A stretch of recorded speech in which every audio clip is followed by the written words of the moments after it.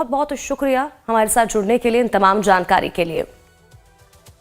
बढ़ते आगे, यहां से रुख उत्तर प्रदेश का करेंगे। उत्तर प्रदेश के चिल्लूपार सीट से पूर्व विधायक विनय शंकर तिवारी के गोरखपुर, लखनऊ, नोएडा और मुंबई के ठिकानों सहित देश में करीब 10 जगहों पर ईडी ने एक साथ रेड की है। सोमवार की सुबह हुई इस कार्रवाई को एक साथ अंजाम दिया गया।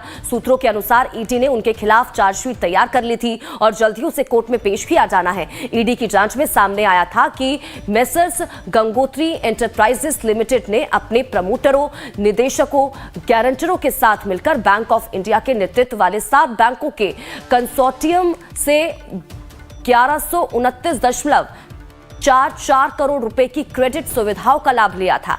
बाद में इस रकम को उन्होंने अन्य कंपनियों में डाइवर्ट कर दिया और बैंकों की रकम को वापस नहीं लिया। इससे बैंकों के कंसोर्टियम को करीब 754.24 करोड़ रुपए का नुकसान हुआ था। पूर्व विधायक विनय शंकर तिवारी की 72.08 करोड़ रुपए की संपत्तियों को प्रवर्तन निदेशालय यानी कि ईडी ने नवंबर 2023 में जब्त कर दिया था।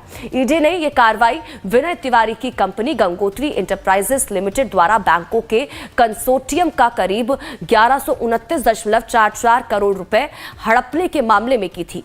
बैंकों की शिकायत पर सीबीआई मुख्यालय ने केस दर्ज किया था, जिसके बाद ईडी ने भी विनय तिवारी समेत कंपनी के तमाम निदेशक, प्रमोटर और इसी के साथ ही गारंटरों के खिलाफ मनी लॉन्ड्रिंग एक्ट के तहत केस दर्ज कर जांच शुरू कर दी थी। राजीव ओझा ज्यादा जानकारी के साथ हमारे संवाददाता जुड़ चुके हैं इसी खबर पर। सीधा रुख उनका करेंगे, जानकारी लेंगे क्या कुछ अपडेट है उनके पास। राजीव, क्या कुछ जानकारी?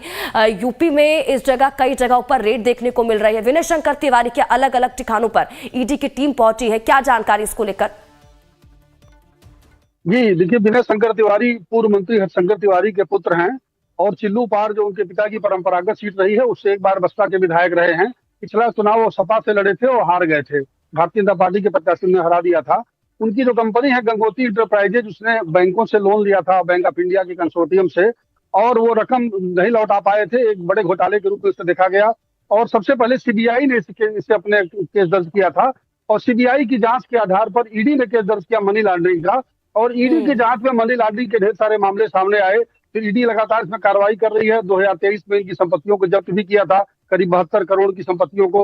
वो संपत्तियां गोरखपुर में थी, महाराजगंज में थी, लखनऊ में थी, नोएडा में थी और ये कार्रवाई लगातार चल रही है। इसी क्रम में आज ईडी ने छापेमारी की है बड़े पैमाने पर इनके 10 ठिकानों पर जो कई जिलों में है उत्तर प्रदेश के, और उन ठिकानों पर जांच अभी चल रही है। अभी ये खुलकर सामने नहीं आया कि और क्या चीजें बरामद हुई हैं।